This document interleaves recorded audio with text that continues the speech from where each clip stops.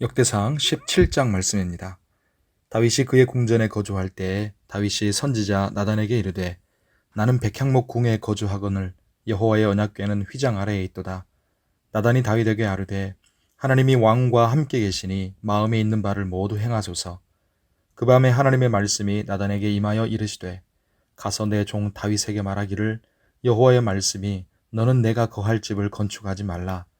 내가 이스라엘을 애굽에서 올라오게 한 날부터 오늘까지 집에 있지 아니하고 오직 이 장막과 저 장막에 있으며 이 성막과 저 성막에 있었나니 이스라엘 무리와 더불어 가는 모든 곳에서 내가 내 백성을 먹이라고 명령한 이스라엘 어느 사사에게 내가 말하기를 너희가 어찌하여 내 백향목집을 건축하지 아니하였느냐고 말하였느냐 하고 또한 내 종 다윗에게 이처럼 말하라. 만군의 여호와께서 이처럼 말씀하시기를 내가 너를 목장 곧 양떼를 따라다니던 데에서 데려다가 내 백성 이스라엘의 주권자로 삼고 내가 어디로 가든지 내가 너와 함께 있어 내 모든 대적을 내 앞에서 멸하였은즉 세상에서 존귀한 자들의 이름 같은 이름을 네게 만들어 주리라.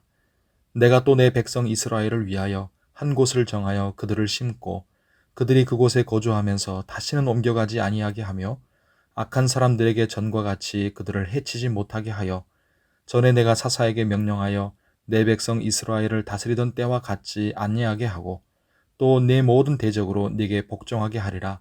또 네게 이르노니 여호와가 너를 위하여 한 왕조를 세울지라.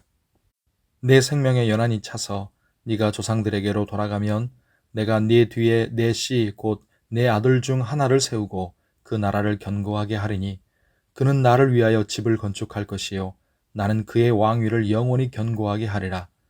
나는 그의 아버지가 되고 그는 나의 아들이 되리니 나의 인자를 그에게서 빼앗지 아니하기를 내가 네 전에 있던 자에게서 빼앗은과 같이 하지 아니할 것이며 내가 영원히 그를 내 집과 내 나라에 세우리니 그의 왕위가 영원히 견고하리라 하셨다 하라.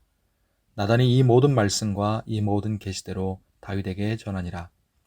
다윗 왕이 여호와 앞에 들어가 앉아서 이르되 여호와 하나님이여 나는 누구이오며 내 집은 무엇이기에 나에게 이에 이르게 하셨나이까. 하나님이여 주께서 이것을 오히려 작게 여기시고 또 종의 집에 대하여 먼 장래까지 말씀하셨사오니 여호와 하나님이여 나를 존귀한 자들같이 여기셨나이다. 주께서 주의 종에게 베푸신 영예에 대하여 이 다윗이 다시 주께 무슨 말을 하오리이까. 주께서는 주의 종을 아시나이다. 여호와여 주께서 주의 종을 위하여 주의 뜻대로 이 모든 큰 일을 행하사 이 모든 큰 일을 알게 하셨나이다. 여호와여 우리 귀로 들은 대로는 주와 같은 이가 없고 주 외에는 하나님이 없나이다. 땅의 어느 한 나라가 주의 백성 이스라엘과 같으리이까. 하나님이 자기 백성을 구속하시려고 나가사 크고 두려운 일로 말미암아 이름을 얻으시고 애굽에서 구속하신 자기 백성 앞에서 모든 민족을 쫓아내셨사오며 주께서 주의 백성 이스라엘을 영원히 주의 백성으로 삼으셨사오니 여호와여 주께서 그들의 하나님이 되셨나이다.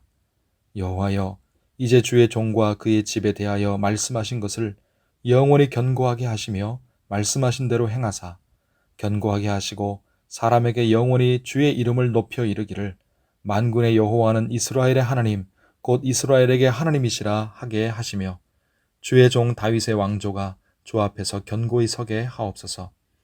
나의 하나님이여 주께서 종을 위하여 왕조를 세우실 것을 이미 듣게 하셨으므로 주의 종이 주 앞에서 이 기도로 간구할 마음이 생겼나이다.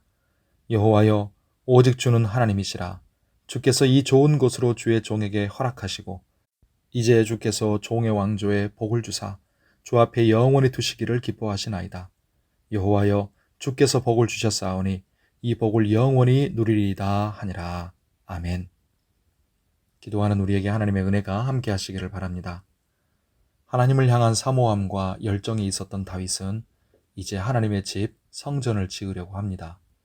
자신은 백향목 궁에 거주하는데 하나님의 언약궤는 텐트 성막에 그대로 있는 것이 마음에 걸렸기 때문이지요.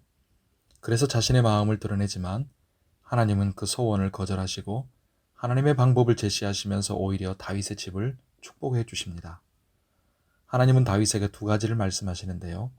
하나는 다윗이 하나님을 위해 집을 지어드리는 게 아니라 하나님이 다윗을 위하여 집을 지어주신다는 것입니다. 10절 뒷부분에 왕조라고 표현이 되어 있는데 하나님이 다윗의 집을 세워주신다는 뜻입니다. 놀랍지 않습니까? 우리에게 적용하면 우리가 하나님을 위해 일하는 게 아니라 하나님이 우리를 위하여 일하시고 섬겨주시는 것입니다. 우리는 하나님 앞에 아무것도 공로를 드러내거나 자랑할 게 없습니다. 오직 우리는 하나님의 은혜로 사는 것임을 잊지 마십시다. 또 하나는 11절 이하에 하나님이 다윗의 아들을 통해서 당신을 위한 집을 짓게 하시겠다는 것입니다. 이 다윗의 아들은 1차적으로는 솔로몬을 말하지만 궁극적으로는 다윗의 자손으로 오실 그리스도를 가리키는 말씀입니다. 솔로몬을 통해서 눈에 보이는 하나님의 집, 성전을 짓지만 장차 그리스도를 통해서 눈에 보이지 않는 하나님의 집, 하나님의 나라를 세우시겠다는 것입니다. 그러므로 14절은 다윗에게 하시는 말씀이기도 하지만 앞으로 오실 예수 그리스도에게 하신 말씀이기도 합니다. 내가 영원히 그를 내 집과 내 나라에 세우리니 그의 왕위가 영원히 견고하리라. 아멘. 이렇게 하나님은 인간은 도저히 볼 수 없고 헤아릴 수 없는 먼 곳을 보시고 큰 일을 계획하시고 이루어 가시는 분이십니다. 그런데 그 일을 다윗처럼 하나님을 위하여 살고자 하는 연약한 사람들을 사용하셔서 그들을 통해 그 일을 이루어 가시는 것이지요. 자, 다윗은 이제 하나님의 뜻을 알게 되었습니다. 그래서 하나님께 거절당했지만 오히려 기뻐합니다. 이제 다윗은 건물이 아니라 하나님의 임재를 사모하게 되고 눈앞의 왕국이 아니라 영원히 세워질 하나님의 나라를 바라보게 됩니다.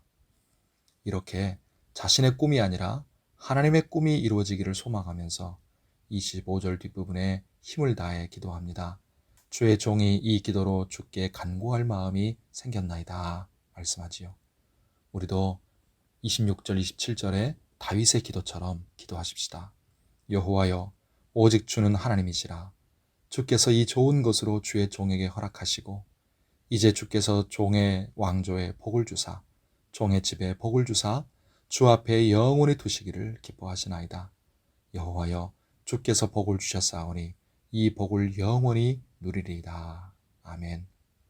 다윗의 이 기도가 단순히 자기 가문과 후손들 잘 되기를 바라는 기도가 아닌 것을 우리가 깨닫게 됩니다.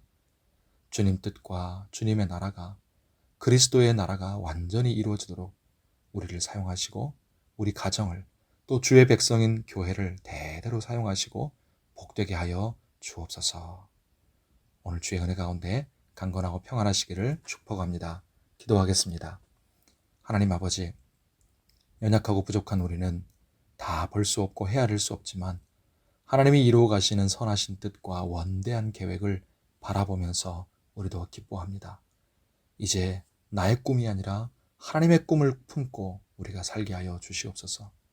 주님의 이름이 거룩히 여김을 받으시고 주님 나라가 임하며 주님 뜻이 하늘에서 이룬 것 같이 이 땅에서도 이루어지기를 소원합니다. 주님을 예배하고 섬기는 것이 우리의 기쁨이 되게 하시고 우리 각자와 우리 가정과 후손들 그리고 우리 교회가 주님의 뜻과 나라를 위한 선한 도구로 쓰여지고 대대로 복을 받게 하여 주옵소서. 장마철 기간에 우리 모두를 평안하고 안전하고 강건하게 지키시고 가정과 일터에도 복을 내려 주옵시고 아픈 지체들을 치료하여 주옵소서. 간절히 올려드리는 우리의 기도에 응답하여 주시기를 바라옵고 은혜의 주님을 감사하고 찬양하며 예수님의 이름으로 기도하옵나이다. 아멘.